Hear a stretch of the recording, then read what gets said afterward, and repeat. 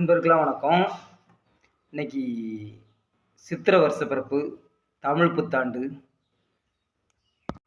நான் இன்னைக்கு சொல்ல போகிற கருத்து என்னன்னா, நமக்கு தேவைக்கு அதிகமான ஒரு பணமும், நம்ம திறமையை விட அதிகமான ஒரு புகழும், நம்ம உழைப்பை தாண்டிய ஒரு பதவியும் நம்ம கையில் அந்த மாதிரி ஒரு இது கிடச்சிதுன்னா, நம்ம கண்ணில் பட்டது எல்லாமே நமக்கு சாதாரணமாக தான் தெரியும்.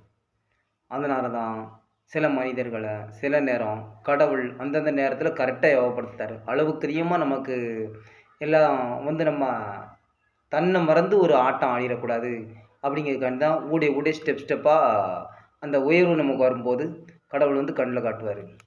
நான் உனக்கு ஒரு சின்ன சின்ன இதுவில் தந்துக்கிட்டு இருக்கேன்.